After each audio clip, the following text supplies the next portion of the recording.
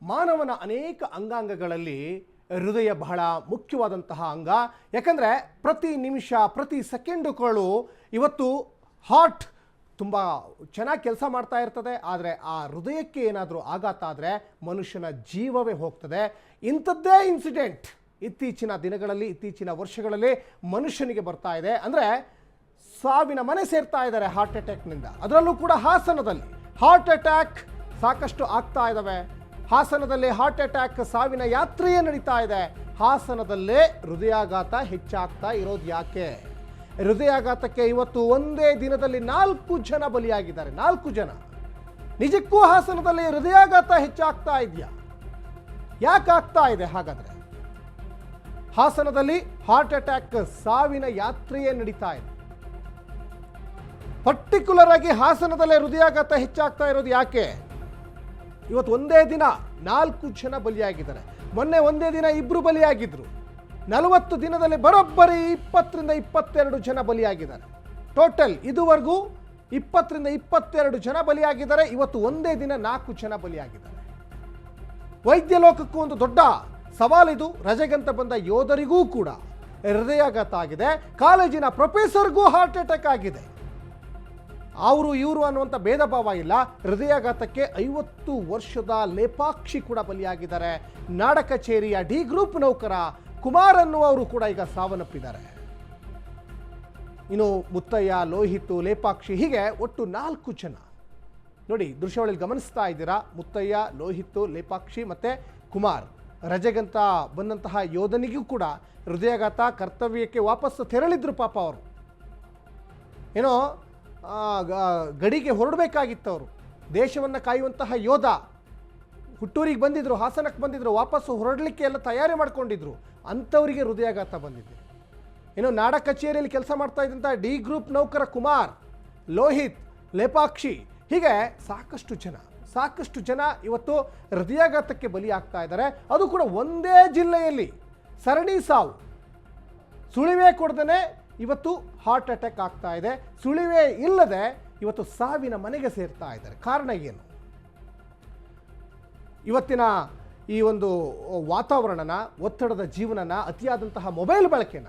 ಯಾಕಂದರೆ ವರದಿ ಹೇಳುತ್ತೆ ಅತಿಯಾದ ಮೊಬೈಲ್ ಬಳಕೆ, ನಾವು ತಿನ್ನುವಂತಹ ಆಹಾರ, ಒತ್ತಡದ ಜೀವನ ಎಲ್ಲವೂ ಕಾರಣ ಅಂತ ಒಂದು ಕಡೆ ವರದಿ ಹೇಳ್ತಾ ಇದೆ. ವೈದ್ಯರು ಅದನ್ನೇ ಹೇಳ್ತಾರೆ.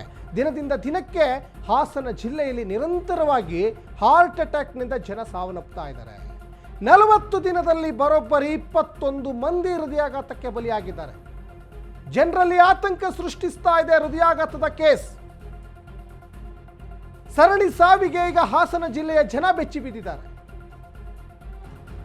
ದಿನದಿಂದ ದಿನಕ್ಕೆ ಸಾಕಷ್ಟು ಹೃದಯಾಘಾತದ ಕೇಸ್ ಹೆಚ್ಚಾಗ್ತಾ ಇದೆ.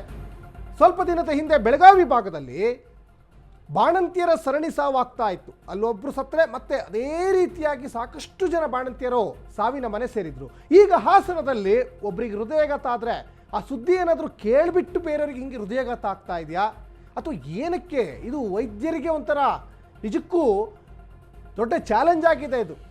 ಇದನ್ನು ಹೆಂಗೆ ಕಂಡುಹಿಡಬೇಕಂತ ಗೊತ್ತಾಗ್ತಾ ಇಲ್ಲ. ಯಾಕಂದರೆ ಇವತ್ತು ಮನುಷ್ಯನ ಒಂದು ಕಿಡ್ನಿ ಫೇಲ್ಯೂರ್ ಆದರೂ ಇನ್ನೊಂದು ಕಿಡ್ನಿಯಲ್ಲಿ ಬದುಕ್ಬೋದು. ಒಂದು ಕಣ್ಣು ಹೋದರೆ ಇನ್ನೊಂದು ಕಣ್ಣಿದೆ, ಅದನ್ನು ಇಡೀ ಪ್ರಪಂಚ ನೋಡ್ಬೋದು. ಆದರೆ ಹೃದಯ ಅನ್ನೋದಿದೆಯಲ್ಲ, ಹೃದಯಕ್ಕೆ ಸ್ವಲ್ಪನೂ ಆಘಾತ ಆಗಬಾರ್ದು.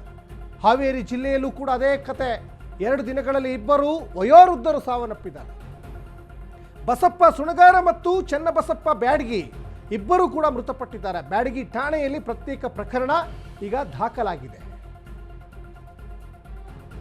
ಇನ್ನು ಹಾವೇರಿ ಜಿಲ್ಲೆಯಲ್ಲಿ ಈಗ ಹೃದಯಾಘಾತ ಹೆಚ್ಚಾಗ್ತಾ ಇದೆ. 2019ರಲ್ಲಿ ಕೊರೋನಾ ಬಂದು ಹೋದ್ಮೇಲೆ ಅನೇಕ ಕಾಯಿಲೆಗಳು ಮನುಷ್ಯನಿಗೆ ಒಕ್ಕರಿಸ್ಕೊಂಡ್ಬಿಟ್ಟಿದ್ದಾವೆ.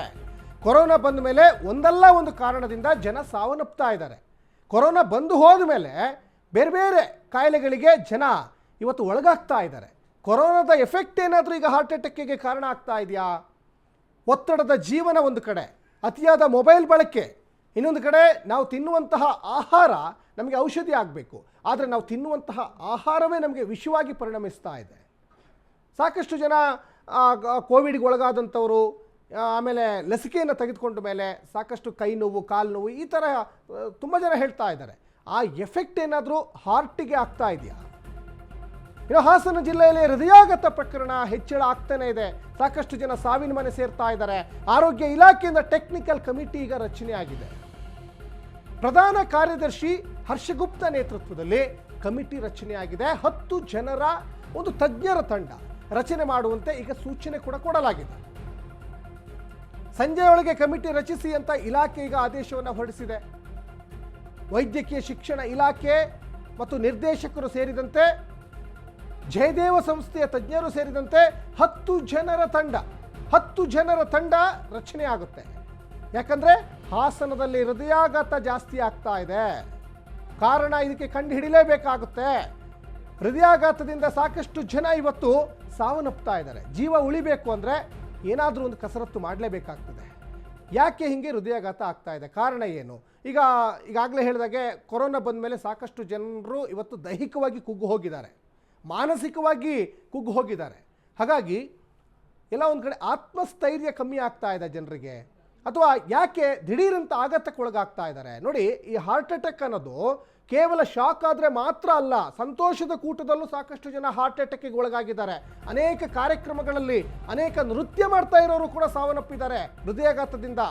ಇನ್ನು ಹಾಸನದಲ್ಲಿ ಹೃದಯಾಘಾತಕ್ಕೆ ಸಂಬಂಧಪಟ್ಟ ಹಾಗೆ ಈ ಬಗ್ಗೆ ಪರಿಶೀಲನೆಯನ್ನು ನಡೆಸ್ತೀವಿ ಅಂತ ಸಿದ್ದರಾಮಯ್ಯನವರು ಹೇಳ್ತಾ ಇದ್ದಾರೆ. ಹೃದಯಾಘಾತಕ್ಕೆ ಕಾರಣ ಏನು ಅಂತ ಮಾಹಿತಿಯನ್ನು ಪಡಿತೀವಿ, ತಜ್ಞರ ಜೊತೆ ಈ ವಿಚಾರವಾಗಿ ನಾವು ಚರ್ಚೆಯನ್ನು ಮಾಡ್ತೀವಿ. ಇನ್ನು ಹೃದಯಾಘಾತ ನಿಯಂತ್ರಣಕ್ಕೆ ಸೂಕ್ತ ಕ್ರಮವನ್ನು ಕೈಗೊಳ್ತೀವಿ ಅಂತ ಒಂದು ಕಡೆ ಸಿಎಂ ಸಿದ್ದರಾಮಯ್ಯನವರು ಹೇಳ್ತಾ ಇದ್ದಾರೆ. ಮೈಸೂರಿನ ಮಂಡಕಳ್ಳಿ ಏರ್ಪೋರ್ಟ್ನಲ್ಲಿ ಸಿಎಂ ಸಿದ್ದರಾಮಯ್ಯನವರು ಹೇಳಿದ್ದಾರೆ. ಯಾಕಂದರೆ ಹಾಸನದಲ್ಲಿ ಸರಣಿ ಹೃದಯಾಘಾತ ಆಗ್ತಾ ಇದ್ದಾವೆ, ಅದಕ್ಕೆ ಸೊಲ್ಯೂಷನನ್ನು ಹುಡುಕ್ಲೇಬೇಕಾಗ್ತದೆ. ಸಾಕಷ್ಟು ಜನ ಸಾವು ನೋವು ಎಲ್ಲವೂ ಸಂಭವಿಸ್ತಾ ಇದ್ದಾವೆ. ನೋಡಿ, ಯಾಕೆ ಹಾಸನದಲ್ಲೇ ಇಷ್ಟ ಆಗ್ತಾ ಇರೋವಂಥದ್ದು? ಕಾರಣ ಏನು ಅಂತಕ್ಕಂಥದ್ದು ಪತ್ತೆ ಹಚ್ಚಬೇಕು. ಆ ಕಾರಣಕ್ಕೆ ಪರಿಹಾರ ಕಂಡುಹಿಡಿದಿರ್ತಕ್ಕಂಥದ್ದನ್ನ ಮಾಡಬೇಕಾಗ್ತದೆ. ನಾವು ಅದಕ್ಕೆ ಕಾರಣ ಏನು ಅಂತಕ್ಕಂಥದ್ದನ್ನು ಪತ್ತೆ ಹಚ್ಚಿ ಅದಕ್ಕೆ ಪರಿಹಾರ ಮಾಡ್ತಕ್ಕಂಥ ಕೆಲಸ ಮಾಡ್ತೀವಿ. ಹಾಸನದಲ್ಲಿ ಒಂದೇ ತಿಂಗಳಲ್ಲಿ 21 ಜನ ಆಗಿದ್ದಾರೆ ಈ ತರ ಹಾರ್ಟ್ ಅಟ್ಯಾಕ್ ಆಗಿರೋರು. ಅಲ್ಲೇನೋ ಸ್ಪೆಷಲ್ ಆಗಿ ಏನಾದ್ರು ಆರೋಗ್ಯ ಇಲಾಖೆಯಿಂದ ಎಂಕ್ವೈರಿ ಮಾಡಿಸೋದು ಸತ್ತವ್ರಿಗೆಲ್ಲ